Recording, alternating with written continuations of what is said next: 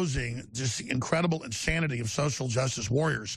Now, since he was on a few weeks ago, right after the election, I guess almost a month ago now, he was on about 2 days after, it's getting so crazy. It's like some form of performance art where a woman shows up at a university dressed like Trump, so everyone starts screaming like body snatchers that have discovered you're a human.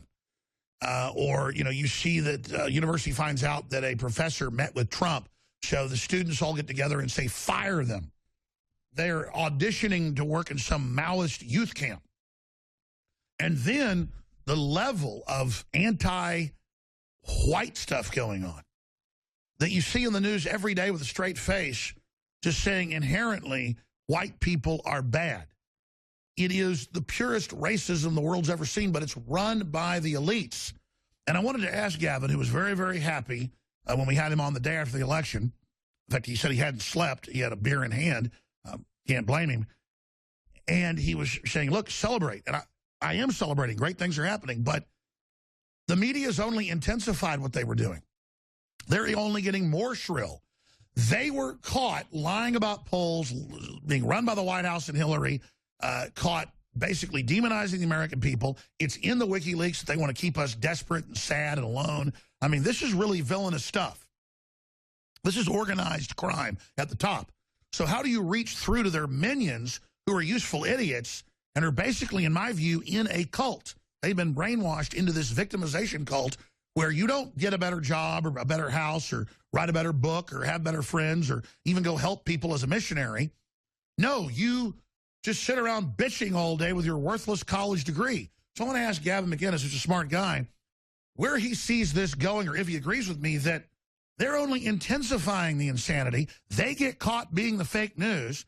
They now list thousands of sites, in some cases from unknown sources that the Washington Post runs with, to say that we're fake. Google starts delisting Infowars.com. They're having CNN, MSNBC attack pieces every day against us, misrepresenting what we've said, what we've done. Is this a smart tactic?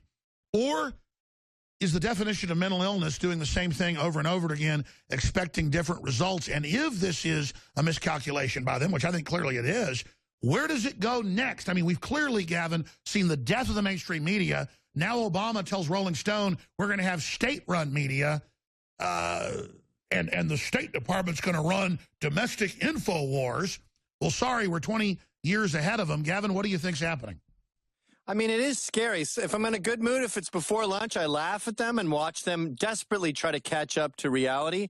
If I'm in a bad mood, I get a little nervous because I look at the canary in the coal mine in Britain and Canada with the BBC and the CBC, and you see that the state-run media is effective. I mean, you talk to a Canadian citizen today, and they think Justin Trudeau, their Zoolander prime minister, is doing a great job and is very intelligent. And you talk to a lot of Brits, not the majority, but you talk to a lot of Brits and they go, oh, Brexit was a catastrophe. We are a racist country. And you realize, wow, this propaganda really does chip away at someone's ability to rationally think for themselves. But the beauty of the American phenomenon right now, as Paul Joseph Watson keeps pointing out, is our numbers have gone through the roof. We won the election.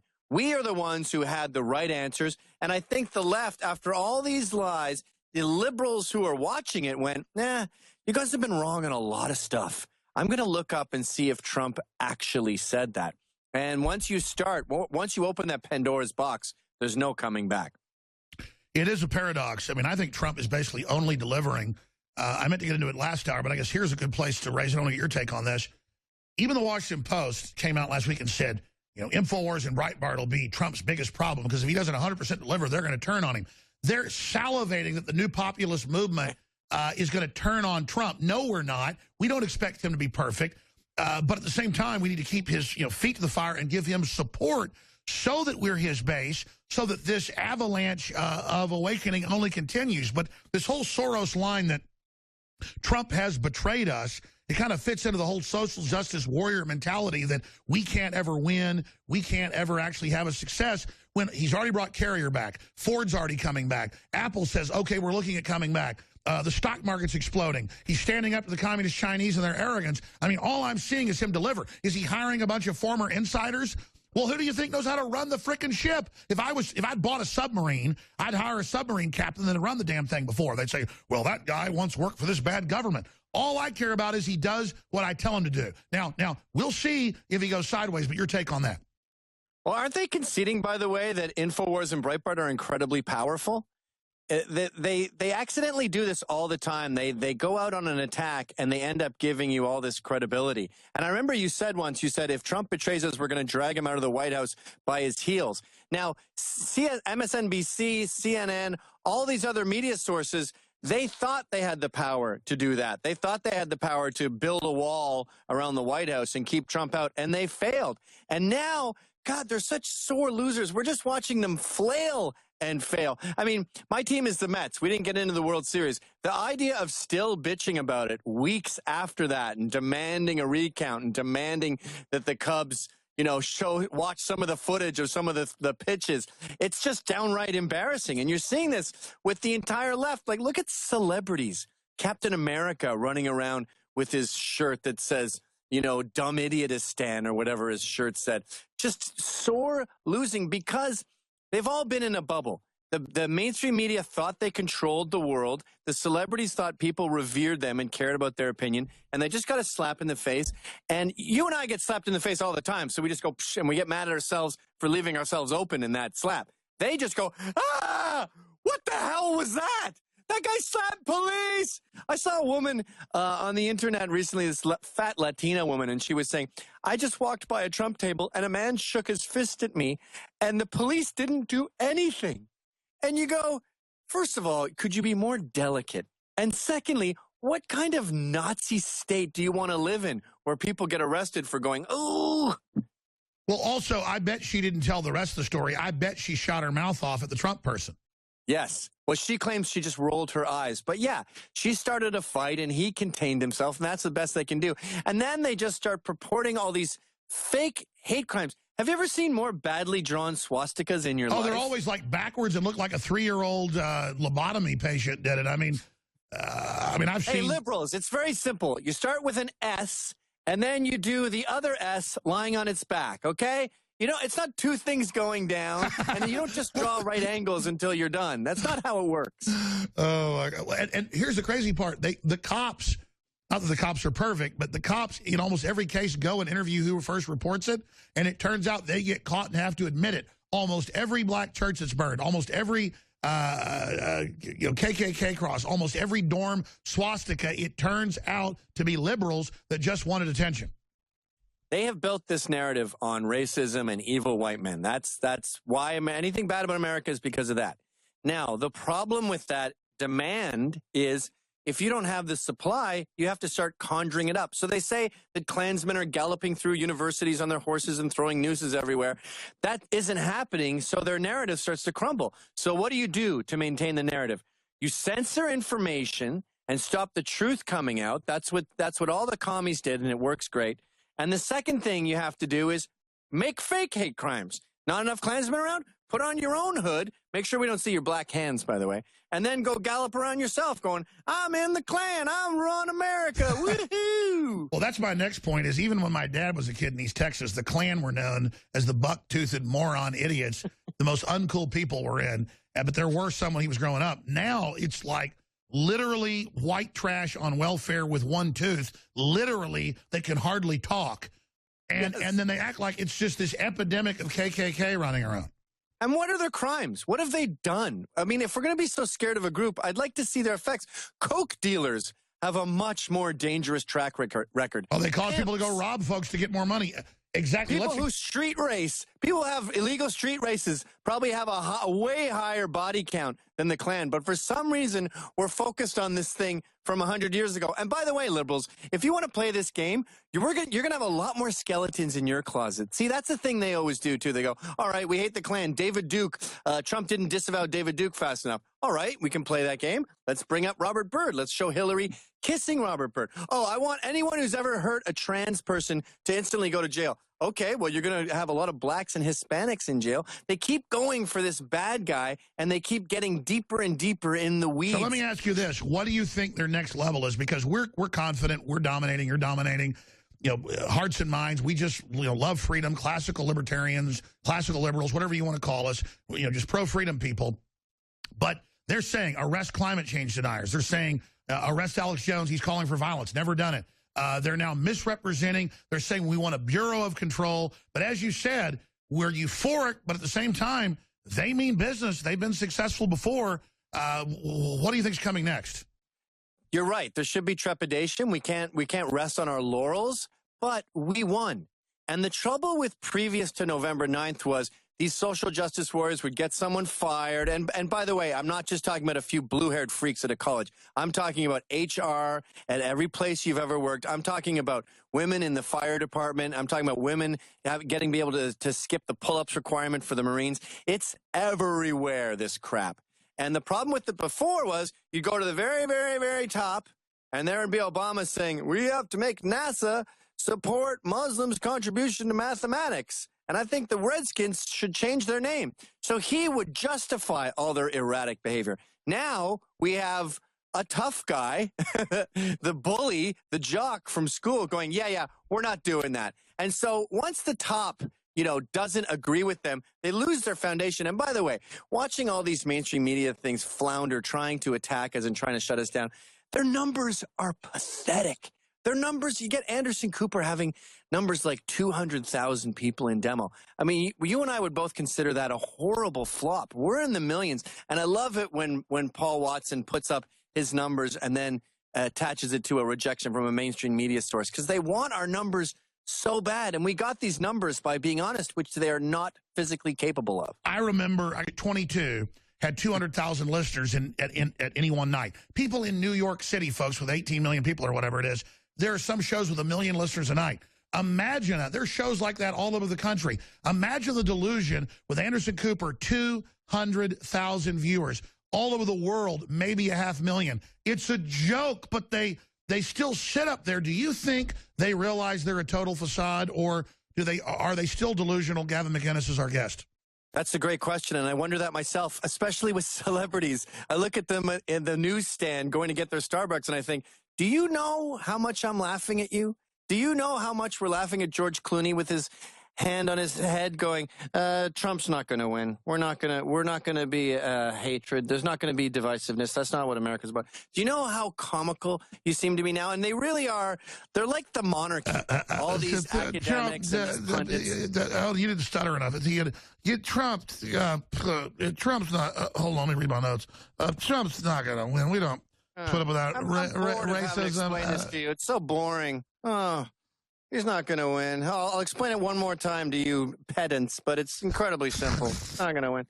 And the monarchy's been shut off. We've all said, you want to charge us this for the salt tax? Actually, you know what? We're going to have our own little barter system over here, and we're not going to go through you. And you see this with YouTube stars, too, in comedy and everything else. They've just gone, you know what? You've hogged the infrastructure for so long that we built our own roads, and we don't need you anymore. And they come back pleading, and telling them no is just so... So where do they go next, though? Because doesn't it create the perfect storm to have dying dinosaur media, dying corrupt corporate-run monopoly government?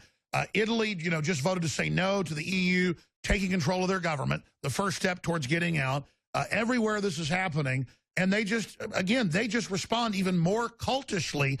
If acting like this got them towards total rejection, what does it do then? Send them into overdrive? I mean, I've seen this happen to the magazine industry. Their prices were too high. The money for ads, the information got too easy to get elsewhere. I watched it die. We watched Tower Records die. We watched vinyl die. We're watching mainstream media die, and it is beautiful. It's like going to see someone who killed your family in the death penalty. I'm just watching every electrical volt go through their blood and just going. I was at Project Veritas's Christmas party, and everyone there had a Nigel Farage grin that was ear to ear. They were all high naturally. There was a massive dance floor. You never seen an office party with a dance floor before. Everyone was dancing. James O'Keefe was floating about 6 inches off the ground, just, hey, man, how's it going? Grab a drink, enjoy yourself. I mean, it is sweet. That's another thing. You go to liberal parties, they're super uptight, they're super scared. Everybody's in little nerd groups. Really what it is nerds took over, said they were cool, and then told us we all had to bow down to them. Yeah. I like at those parties, too, when there's a black guy there, because they all mob him, because they hate that they don't have enough black friends, and black people don't like them. It really is a sad state of affairs, seeing these people try to enjoy themselves. And I feel like we've been trained with so much austerity that we enjoy the attrition. We like a good fight, so we can disagree with you. You can fight. We're happy to debate. You can get in there. I saw the Young Turks were talking about you crashing their show, and they said the police didn't even do anything, and he was laughing. By the way, it's worse. They're lie shamers. Yeah, and they spat on you, too. They were spitting on you, complaining that you were assaulting them.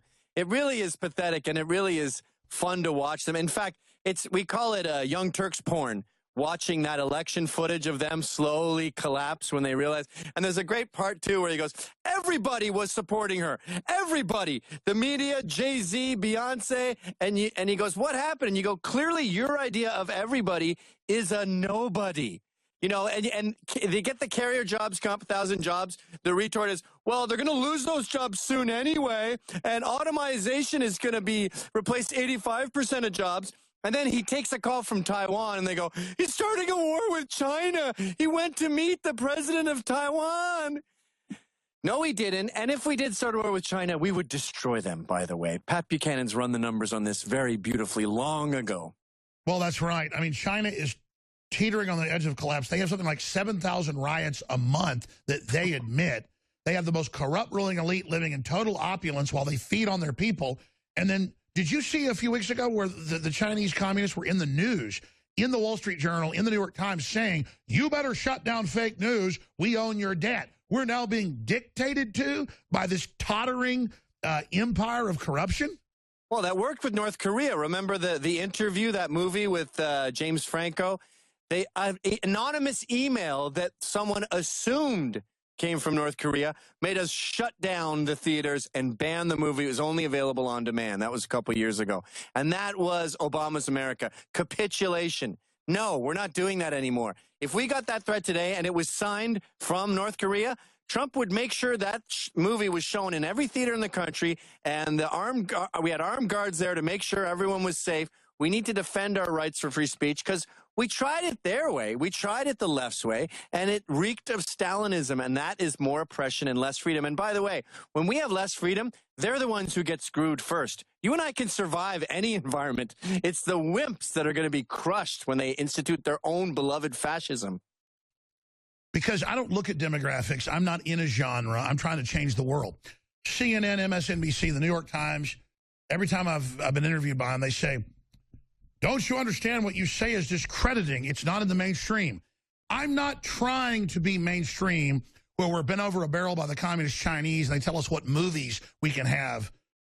I don't want to be in the place where our border's totally wide open and you let people with leprosy in. Might as well at least treat them. I don't want to be in your mainstream where the word mother and father they're teaching kindergartners is bad because somebody else might not have one. I don't want to live in your basket case fruit cake land where foreign banks have robbed the country, so they've got a rearguard action of just turning people into mental midgets, basket cases, so they never figured out how they were screwed over. Because that's what this is psychological warfare. I'm not trying to go back either. The Renaissance, 1776, came out of the Magna Carta and the Gutenberg Press and everything we see today. I want more of that. I want to go forward. When they say, oh, the 1776 Declaration of Independence, that I'm totally independent, that as long as I'm not hurting somebody, no government leader, no religious leader can say I've got to follow their cult.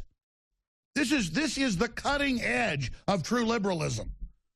But I don't use that term because the modern liberal is like Gavin Mcinnes said, is like a Stalinistic freak. And by the way, when you read the Communist Manifesto and you read Das Kapital and you read what they set up as commissars in the Soviet Union over the next 50 years, it is word for word. Political correctness comes from Russia. The stuff they did in Mao's China, they're literally following it here. So Gavin Mcinnes is our guest, but get this straight. I'm trying to shock people with the truth. I'm trying to shake people out of their catatonic state. I'm trying to change the world. And a lot of folks go, well, we're supposed to be patriots that sit out in the woods getting our guns ready for civil war. not ever succeeding. And if Trump succeeds, it means he's sold out. Liberty in the last 300 years keeps succeeding. That's what this is all about. What we're promoting is prosperity and choice and private property. And do what you want as long as you don't hurt somebody. That's really sexy compared to what these people are selling. They're unlistenable. The lecturing, the word control. NPR is like a Jim Jones brainwashing cult. No emotion to just soothe you into oblivion. Gavin Mcinnes, can't stop watching him. Watch him on the treadmill. Watch him, listen to him when I'm out jogging or whatever, if you can call it jogging. Yeah, and then my son listens to it as well. And it's addictive because it's real. It's unscripted. I saw a rant you did, a Thanksgiving rant. If you could repeat that here, I didn't tell you I was going to do this, where you laid out statistics. I'm well aware of them. They're very accurate, where whites are some of the most unupwardly mobile people ever now. A lot of them are living off family wealth. They're a total joke. But then there's this cosmology that whites are like these brainiac demons. And the average white person I know, quite frankly, is the most liberal, brainwashed, sad excuse for a person you can imagine, with their thumb up their you-know-what, going around moral justice, signaling, virtue signaling to everybody like a mental patient. And then I'm hearing these masterminds are doing something. So it's just crazy. If you could repeat that rant, it'd be great. But separately, other points you'd like to add in the next 6-7 minutes we have left with Gavin Mcinnes of Compound Media. Well, their whole ethos is based on power. So we had a coach recently. They were playing rap music in the gym and in the change rooms, and I don't know if we can swear on your show, but he comes in and he goes, I don't want to hear that music with N-word this and N-word that, but he used the actual expletive. And I hate that kind of music, and I don't want to hear it in here. He gets fired for using that word. He gets fired for saying, don't use the N-word. Yeah. So I heard about in Germany, I heard that if you want to make stickers that have no swastika, like it's the swastika crossed out, you can't make them because you have to make the swastika first to cross it out. So no, that's illegal. And so that's the kind of parameters we have. That's the guidelines we have to abide by. But then everyone else, every rap song, I had a teacher, a buddy of mine, he teaches troubled kids out in Bushwick in East New York. He told them he doesn't want them saying that word. They didn't even know it was a bad word. To them, it's a word like the or something. So they would change it to neighbor and ninja. Anyway, the reason that we have these different rules because it's about power. So we're the only ones that can be racist because we're the ones in power. And you go, okay, so it's about power and wealth. Is that it? We're the exception because we're the powerful and the wealthy. But we're not. We're number 16 down on the chart. You got Lebanese Americans, American Africans, like Kenyans, are making more money than whites. Because they don't have chips on their shoulders. I'll tell you, it's super refreshing to actually be around a lot of Africans from Africa. They're just outgoing. They got business. They got things to do. They want to do things. They don't have freaking chips on their shoulders. The only thing I don't like about people from Africa is they're racist. They hate black people. And they're like, you cannot go around black people. They will kill you. They are dangerous, crazy people. And you go, I don't like when you talk that way around my fellow African-Americans. American. I consider it quite rude. But the whole idea of, you don't know what it's like to get into an elevator and see all these old ladies grab their purse because they think you're going to rob them. And I go, nor does a Chinese person, nor does a Japanese person. You understand that we're not at the top anymore, and your whole paradigm of powerful people can take endless abuse means you have to go abuse these Lebanese Americans because they're the ones kicking ass and taking names. In The Death of the West, Pat Buchanan said it beautifully. He said, the West didn't start slavery, it ended it. And we had a balance sheet of 0 after the Civil War. We're done with capitulation. We're done with complaining, hearing complaints about the past. We're not unique anymore when it comes to victimhood.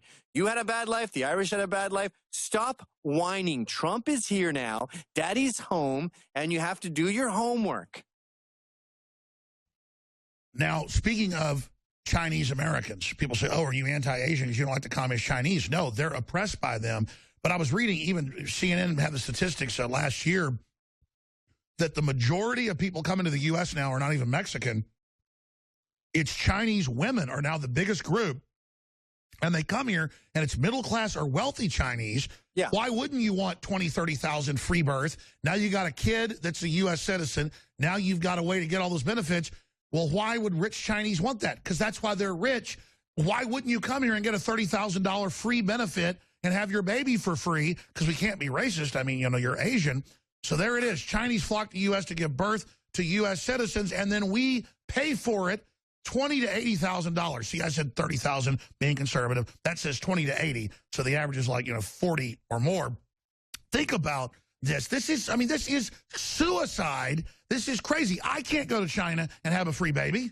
No, you can't. I think you need 50 grand cash to leave China. And these women are getting on these planes when they're 8.5, 9 months pregnant. If anything should stop this stupid anchor baby rule, it's the way the Chinese are abusing it.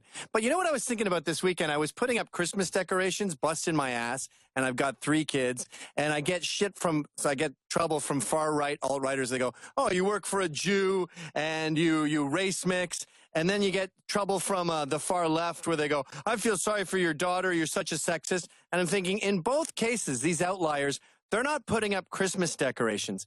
And the beauty of the modern West post-Trump is I don't want to hear from you unless you're breeding Western children, unless you're putting up Christmas decorations, unless you care. And we can do the Hanukkah too. As long as you are part of the Judeo-Christian equation, you're making babies and you're here with the rest of us participating, then I want to hear from you. Your vote matters. The rest of you on the fringes, alone, single, playing video games, not breeding, not being part of the American experience, get the hell out of here. We're done with your whining, and that is both extremes on the political spectrum. Well, I was about to break that down. Misery loves company, and I'm sorry, people demographically that are unhappy, most of them are white women, they waited until 45, they didn't have kids, they're totally freaked out, and they totally then double down and submit to the state and like make the state their husband. And so if the state's more powerful, they live vicariously through it, even though the state overall really isn't even helping them.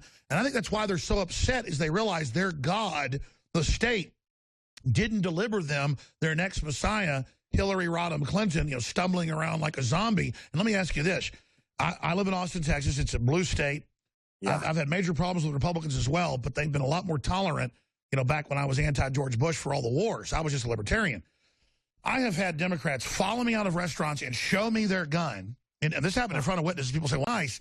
But I mean, this is like a cult. Again, cults always demand you break ties with anybody who isn't in the cult. And you know what else cults do is they punish you when you leave. And that's what we get with that movie, The Red Pill, where this feminist goes out to crush this men's rights group and mock them for all their stupid arguments. She debates them. She goes, these are actually really good points. And then she becomes red-pilled. So now the feminists are out to get her. We've got this guy, Julie S. Lalonde. I'm starting to name names, by the way. We need to identify these saboteurs. She's shutting down this theater. They just shut it down in Ottawa at the Mayfair Theater because Julie has decided that she has to punish her fellow feminist Scientologist for flying the coop. And isn't it funny, by the way, that we're the fascists, right? We're the ones who have to have our homes named in a trust so they can't find our homes. We're the ones who have to have a gun under the bed. We're the ones who have to have a gun in another room. We're the ones who are losing friends because we dared to violate the thought policing.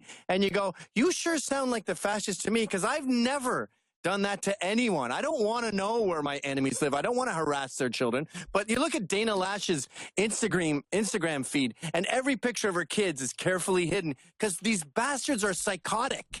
And by the way, I don't want to have to get into all this, but I have to have full-time security because these people are so serious, they're so real, they're so dedicated. And then to see the left, got to have your house in a trust, whole same 9 yards, got to cover your kids because they're so fascist, they're so mentally ill, and they're allied with the most radical forms of Islam that throw gay people off buildings, murder women, sexually mutilate them, won't let them drive cars, and our government's backing the Saudi Arabian Wahhabist version worldwide, and you bring it up to them, and they scream, you're an Islamophobe, and I go out to these anti-Trump rallies, and it's a bunch of Islamicists foaming at the mouth against America. It's incredible how much they hate this country. What happened to the so-called left? They became, power corrupts, absolute power corrupts, absolutely. And they became dictators. They became fascists because they got too much power. And if you want to know who's in power, by the way, a great litmus test is to see who you can't make fun of. You want to do piss Christ? You want to put Jesus in urine? No problem. You want to make the Virgin Mary out of elephant dung? Well, we're not going to be nuts about it, but you can still put that in a taxpayer-funded museum. You mock feminists, well, your movie's going to be shut down. You mock Muhammad, we're going to send guys there to shoot Pamela Geller because you dared to question Islam. So, and by the way, justice was beautifully meted out there in that particular instance. But the moral of the story here is you guys are blind with power, and I can prove it because I'm not allowed to make fun of you. In the 3 minutes we've got left, Gavin, first, thanks for coming on the broadcast. Thanks for having me. I'm excited to see people only getting more excited now that Trump got in, not going back to sleep like used to happen when a Republican got elected. This is so exciting. I think it's key to continue to support Trump, to wait and see what he actually does with these appointments. I think if some of the appointments are bad, knowing his management style, he's going to fire them if they don't carry out his will. I think it's probably a smart strategy. Just look at how the elite are attacking him. Look at the demonization. Look at how he's actually delivering on Americanism, not globalism. I mean, this guy is light years better than Hillary. I don't believe in a lesser of two evils. But in the case of Trump, I do see this vitriol forming out there that, oh, my God, we got betrayed again when the guy's still 45 days out of office. Yeah, it is crazy, isn't it? Look, we've always been fighting fascists. When I was a punk rock teenager, I was fighting Nazi skinheads. We've always been at war, and we've been running. The only difference in the past 8 years has been we were getting bullets from behind us. So we're out there fighting, and we look back and we see, psoo, psoo, and we've got neocons and Republicans and even some paleo-conservatives shooting at us. Now, Trump has our back. Now, we just yelled out, cover me, and the bullets are going in the same direction as us on either side, and we can really focus on it. So I had some good times gloating. I'm really enjoying the revenge, but the big picture here is we're fighting the fascists, we're fighting the censors, we're fighting the people who are out to extinguish our freedoms, and someone has our back. That's a totally different way to fight, and it's a great way to win.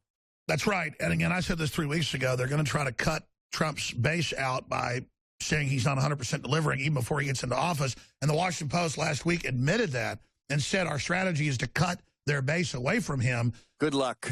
They think we're so stupid. They talk to us like we're dumb. It's their constituents that are stupid. Yeah, and they use these same old games, too. Like, Tucker Carlson is great. His new show, I call it Tucker Porn. And you just watch him destroy liberals. And they say things like they had this black guy on who was calling the murder of the Somali terrorist racist. And he goes, yeah, but aren't you a suspected white supremacist? And you can see Tucker just go, with his face say, no, we're not doing that. You said that word so much, you diluted it now to nothing. So all your old tropes are dead. All your old tricks are done. You're just... Oh, I love how they'll bring the race thing up like they've got the ultimate weapon and they've got you. Like, yes. Aren't you a white supremacist? And I'm like, yeah, and I'm an Easter Bunny too. Don't you get it, moron? You're the one bringing race into things.